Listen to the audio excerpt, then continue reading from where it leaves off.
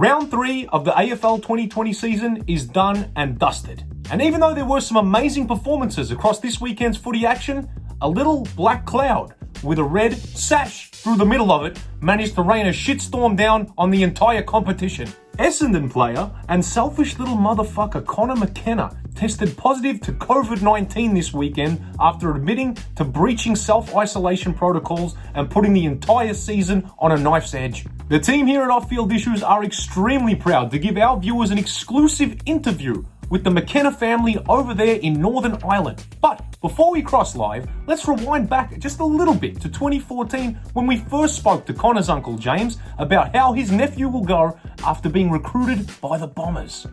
Well, to be 100% truthful with you, Jacob, we weren't surprised at all when Connor was drafted by the Bombers.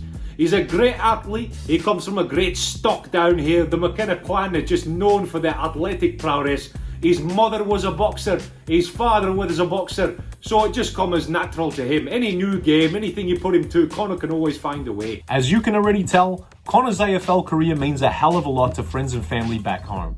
So, let's cross live now to Connor's Uncle James and find out how he's handling the news of his nephew's positive COVID-19 test. Connor, you fucking bastard, you! Eh? When I heard there was a positive result, I was positive in my mind that it was gonna be you.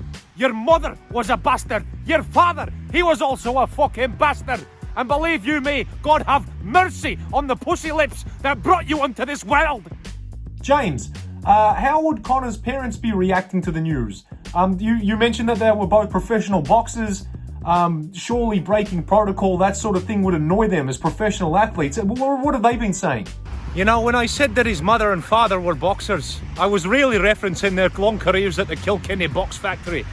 And believe me, Jacob, if Connor comes back here, he'll be going home in a fucking box. Home to Australia, what he calls his home. He must not know where his home is, that boy. Because if he did, he wouldn't have fucked off and ruined the whole thing for everyone. We need the match payments, boy. Don't you get that through your fucking head?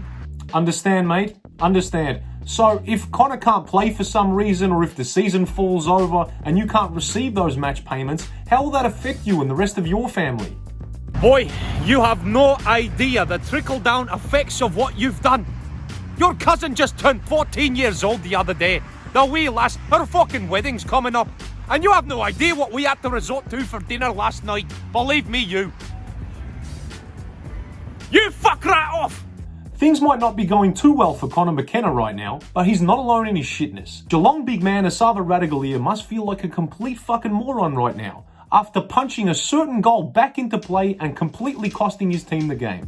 GWS did their best hard cunt impersonation before shrinking like a dick in a cold bath due to the Western Bulldogs' physical pressure. Let's not forget the cretins across the border who claim to be the pride of South Australia.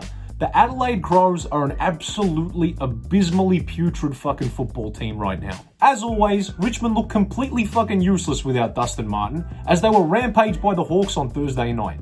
And the only thing worse than Tom Lynch's missed goal from 15 metres out is the fucking grotesque bin fire that is Jack Riewold's face. While there was certainly no shortage of negative things this round, let's not forget that there were also some big positives. Very, very happy that Aaron Norton got off from his big hit on Lockie Whitfield. If anyone hasn't seen it, go and see it. Beautiful, dick-hardening stuff. You should always reward the man who goes the hardest at the ball. Full stop. Collingwood and Port Adelaide flexed their muscles and proved why they deserve to be taken seriously as flag contenders. And let's not forget good old Jack Stevens, who returned to football action this weekend. He might not have played a great game, but don't worry, I'm not going to poke holes in him or have a stab at him. He's got a really sharp fan. The Swans got themselves back on the winners list. Let's not forget Carlton, who were unlikely victors against Geelong in their own hometown. Unfortunately for the Cats though, they didn't have their army of ice addicts, single mums and bongheads cheering them on. And last but certainly not least, last round's champ of the week, Matty Rowell, who yet again led his Gold Coast Suns to victory with a 2-goal, 20 possession and 10 tackle performance.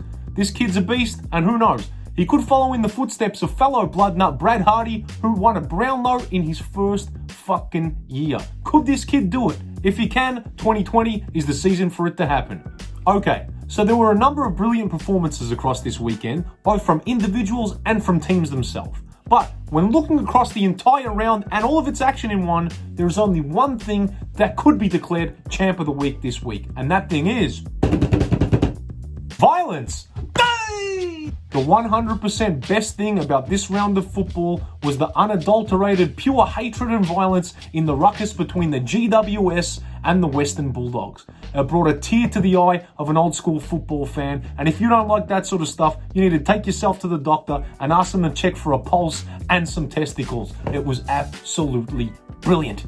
While I'm sure that most of you would have expected that Connor McKenna was a shoo-in for this week's Chump of the Week, fortunately for him, I've decided to go another route. So, this week's Chump of the Week is the West Coast Eagles.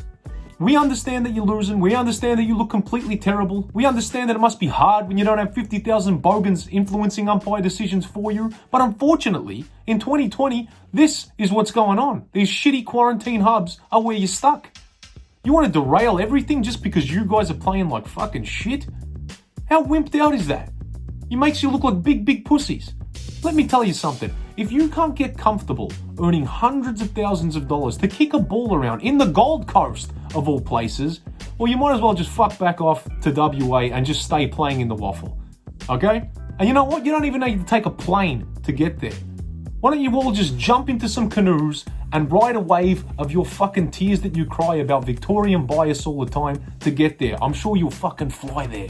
It is my wish that this act of treason against the AFL's 2020 season sees the West Coast Eagles banned from the AFL competition altogether and ostracised from the country as a whole. I hope WA becomes its own shitty little country that everyone can laugh at, and you got your own little crappy flag. And you know what? That flag would have a picture of Shannon Knoll on it, because West Australians are fucking notorious for just crying about, what about me? What about me? Thank you kindly for watching Off-Field Issues. Please don't hesitate to hit the like, the subscribe, or the follow button, and share us with your friends and family at home. More than anything though, we want to talk football. So, don't hesitate to hit the comment section and let us know what you think is going to go on with the rest of season 2020. I want to hear from you folks.